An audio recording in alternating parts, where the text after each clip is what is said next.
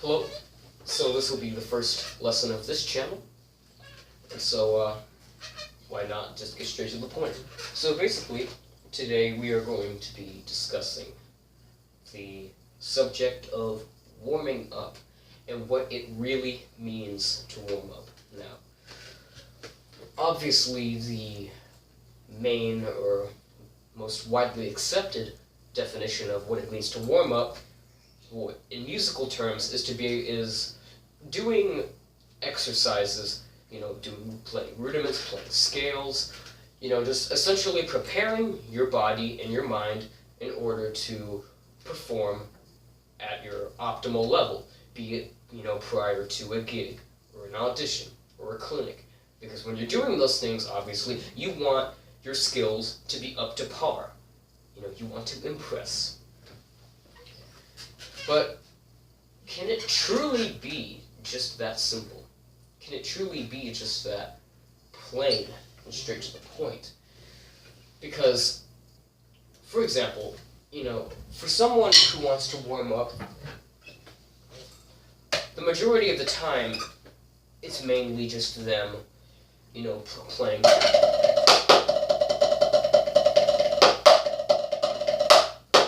Just playing. Just trying to shake off the rust. Or maybe they're playing, maybe they're warming up on basic rudiments. But to me, there's so much more to it than that, and it's so much more complex. Because to me, warming up should be more about getting the gears inside your cranium rotating more than anything else, as opposed to just, playing insanely fast and, and getting the blood flowing and fluidity. There's much more to it than that, because I believe that it is much more psychologically complex than most of us like to view it.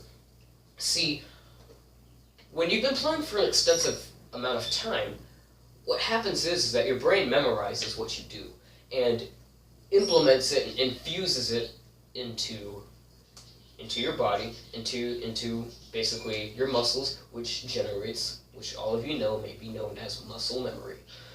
And to me, that is what it is all about. It's basically not only getting your cognitive and motor abilities up to par, but to reignite and to reinstate muscle memory, and to basically have your brain remember, oh yeah, I've been doing this, and I did this as well, and I did this a couple weeks ago, because that's what it's all about. And to me, to warm up is not just being able to play well before an event, but to get your mind, at a reasonable and musically acceptable pace, to get your mental capacity up there along with your playing.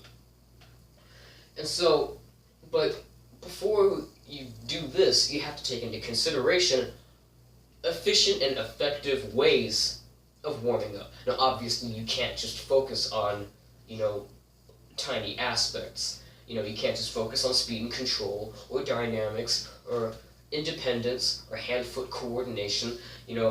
When you focus on just one of those things, you're really only perfecting a small fabric in this quilt that we have of things that you can do with this instrument. And so when you only focus on one of those things, then basically you're not preparing yourself. You're not getting your brain thinking, you're just sitting there bashing your drum. And so, a simple exercise to get dynamics and control going is, to basically, this is what you can do. There's an infinite list of ways to do this, but I like to do this, well, just for the sake of keeping it simple, we'll use double strokes as an example. A good thing that you can do, now you don't have to do this, I encourage you to formulate your own ways of doing this, but just for an example, I like to do this using double strokes. See, I'm keeping this at a pianissimo dynamic, and I'm keeping it quite slow. as I increase the speed, the dynamic also increases as well. But you see, I didn't put it at maximum speed. See, when you try to rush into maximum speed playing, you're sacrificing quality and clean, consistent strokes for speed, which is one of the worst things that you can do. And so, you're taking this slow. See, you have to be patient with this type of thing, because not everyone's mind is going to be able to just get it. So every time I speed up, I get the strokes to a faster BPM, but I'm doing it bit by bit. I'm taking baby steps, because when you break things down, the better, the optimal outcome will be. So,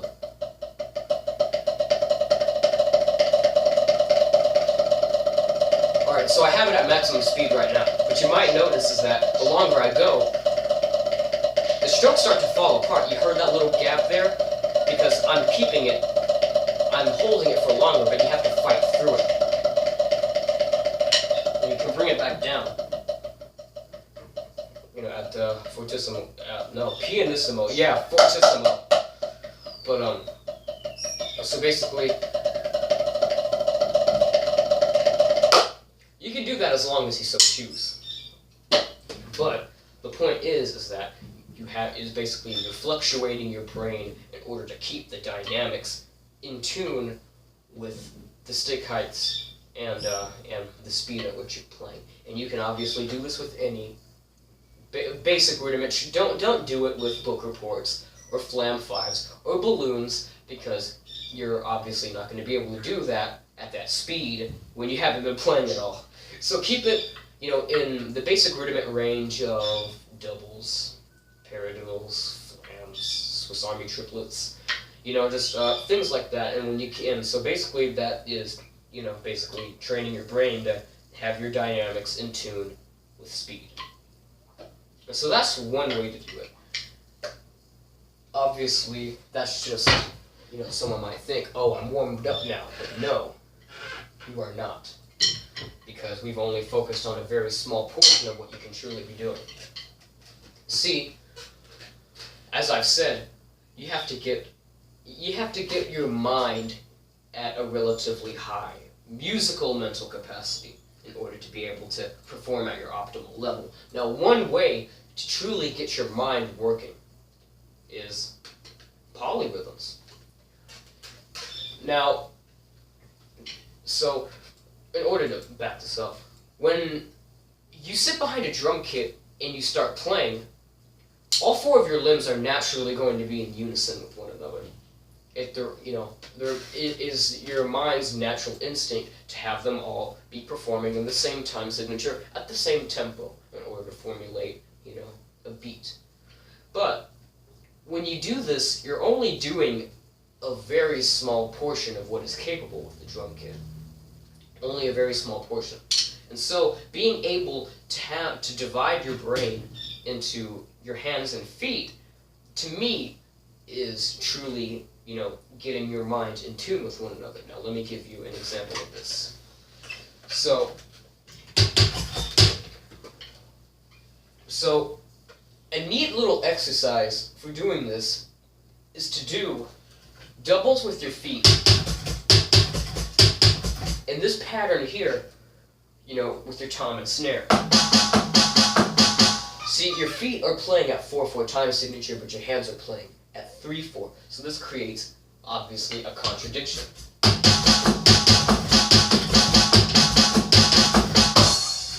And so you can do that, and that's obviously a very basic independence exercise. But when you take that, you can begin adding more. Like, for example, you don't have to stay on just this tom. You can have your right hand go everywhere.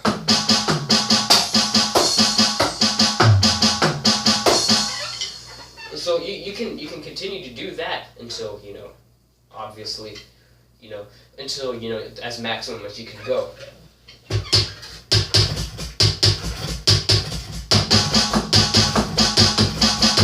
I'm just doing the regular exercise now.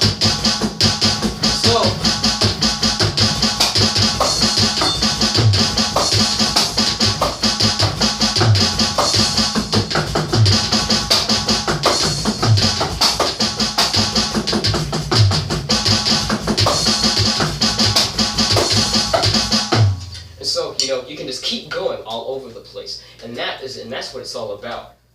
And that's what it's all about. It's basically, tuning your mind, tightening some bolts inside the cranium. Now, obviously, you can go even further. Here's another one. Do paradiddles with your feet. Now do this 7/4 polyrhythm with your hands. So that's basically quarter notes and 4/4 time signature with your right hand, and this pattern here. 1, 2, 3, 1, 2, 1, 2, 3, 1, 2. And so basically that's how that works. And you do this all simultaneously.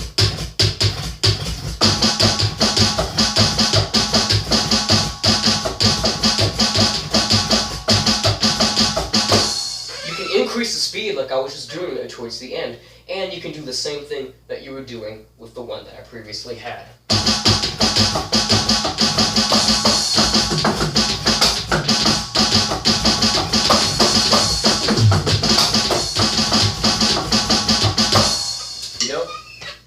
It's up to you, but basically, the rule to all of this is that, what it is to warm up is basically not to just be able to do fast fills, not to just be able to do, everything absolutely perfect, but to be able to have your mind work at an optimal musical capacity.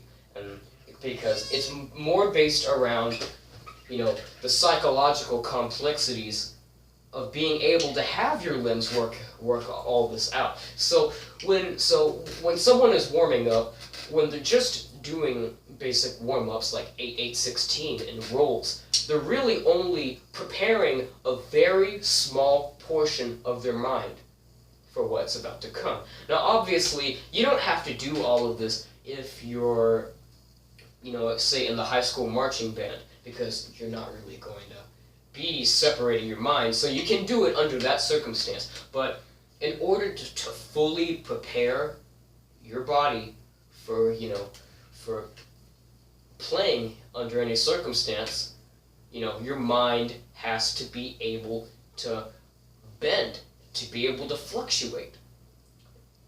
So that's basically the theme for this video. In order to fully warm up, just push yourself to do things that wouldn't normally happen.